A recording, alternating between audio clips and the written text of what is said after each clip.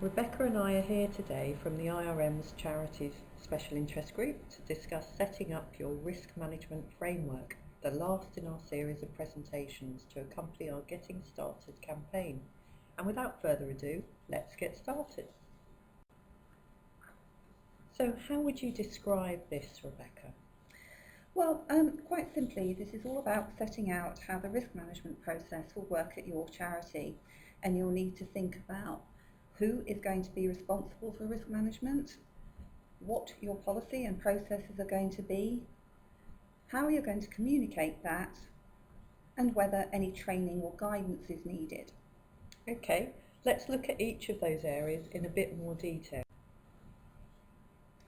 So before you do anything else, it's worth thinking about who is going to be responsible for risk management, as they will be able to organise the rest of the framework for you.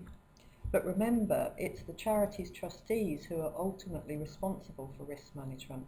Legally, they're the ones who have to make a statement about risks in the annual report. That's true, but the reality for most charities is that trustees will delegate responsibility for risk management to the executive team. But we mustn't forget that actually everyone has some responsibility for risk management. Executives who are largely operating from head offices miles from where the real action is taking place may not be best placed to identify or manage all the charity's risks. And you'll need to factor that into your risk framework in a way that suits how you operate. But having said that, you will need somebody who coordinates all the risk management activity.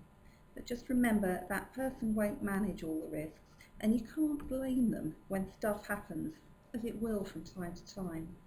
And who that is will depend on the size and structure of your charity. In large charities, there may be one person who just focuses on risk, and one or two even have small teams of people.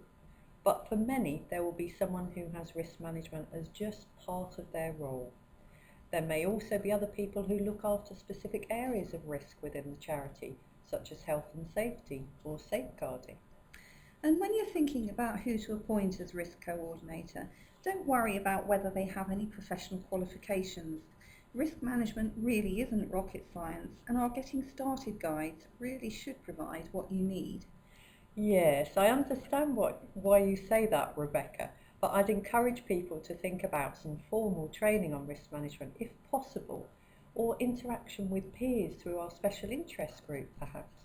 Obviously I'm biased, but it's a fascinating area to learn about, and the IRM offers a large range of training courses, some short and simple, with others more focused on detailed areas such as risk appetite and risk culture. There's even the international diploma qualification if people are really interested and inspired to learn more. Okay, so once you have someone leading on risk management, one of their first tasks should be to design a risk policy and processes for implementing that policy. Alison, can you talk us through what that should include? Well, the policy needs to include a step-by-step process for managing strategic risks. This process is usually the first part of the risk management policy. You'll need to think about how your organisation will consider risk. If possible, a risk team is ideal, comprised of representatives from the key directorates or parts of the organisation. But we recognise that in many organisations it will be one person acting as a risk coordinator. You need to think about a number of things: how often a team will meet or a coordinator obtain feedback, how progress on managing existing risks will be reviewed and new risks considered, who will the team or coordinator report upwards to, how will risk communicate with the wider organisation. The next section should be about roles and responsibilities. This should include commentary on who is responsible for what within the organisation, and this links back to what we said earlier about the trustees, the executive leadership team, management, employees, volunteers, and indeed everyone within the organisation. This is a good place to also set out what the risk coordinator or team will be responsible for. They are usually the conduit to bring things from the wider organisation for consideration and to report back on progress. And the final section is escalation, i.e. how are risks elevated up through the organisation's management structure when a risk needs more management than the individual area can control or has the authority to manage. It's good to explain the main reasons why a risk needs to be escalated, such as a risk having increased and threatening service delivery, or where it's recognised that a risk could impact on customers and beneficiaries. It's usually pretty simple: employee to line manager, manager to risk committee or team, and coordinator. Then it follows whatever escalation is agreed, which could be to a director, trustee, or to the board itself. Just bear in mind that you should keep the policy proportionate to the size of the charity. So, for example, if there are 10 people working from the same office, it can be very much simpler than a large, complex organisation operating from numerous sites. So, once you've got a policy, you'll need to agree it with the trustees. They are accountable after all. And once it's approved, you'll need to communicate it to all staff. But think about how you do this. Just sticking it on your intranet is not going to be enough. If you want to embed effective risk management in your charity, you may need to use a variety of media, and you'll probably need to repeat the messages over time, not least because frequently changing staff is a common feature of most charities. Yes, I'd really urge you to think carefully about how you communicate your policy. Newsletters and emails to key staff are fine, but maybe think about going to team meetings and talking briefly about the new policy and what people should do if they identify a risk, or hold a lunchtime seminar, offer free food, and generally speaking, they'll turn up in droves. You should also think about whether anyone else needs to know about the policy. For example, if you rely on volunteers, then make sure they understand what to do as well. They probably won't need to see the full policy, but think about how you can communicate the key points to them. By the way, the Special Interest Group is running a seminar on communicating risk in October 2015, so do attend if you can.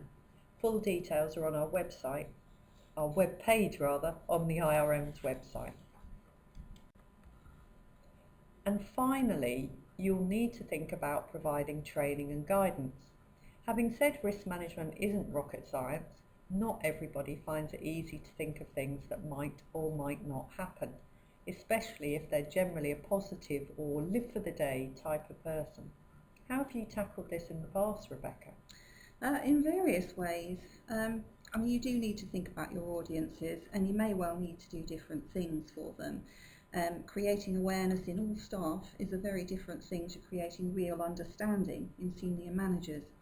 But if you have a well-written policy, you shouldn't really need to do too much, if any, formal training. I found that team workshops work well, nothing too heavy, but perhaps taking an hour or so to work through a case study. Pulling apart the Heathrow Terminal 5 disaster a few years ago was a fun way of doing that.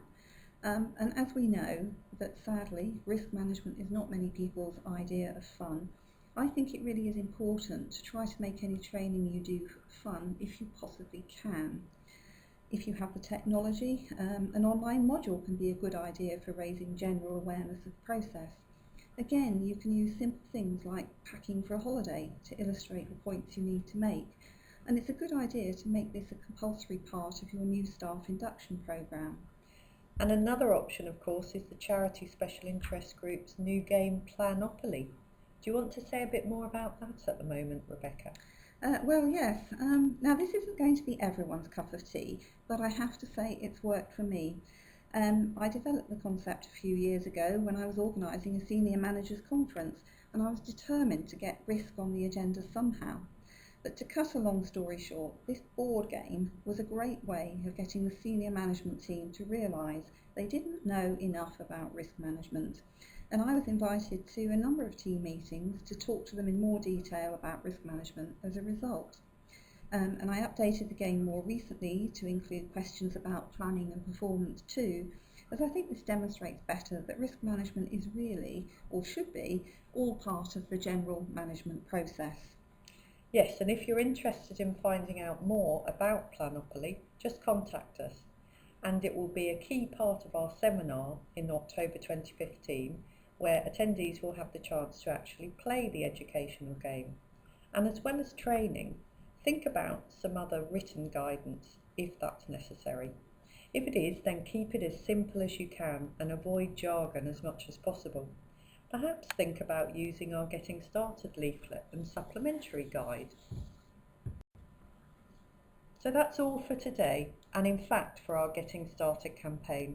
We hope it's been useful, but let us know what you think. We're now working on materials to help charities get better. So watch out for those on the charity page of the IRM's website, and thanks for listening today.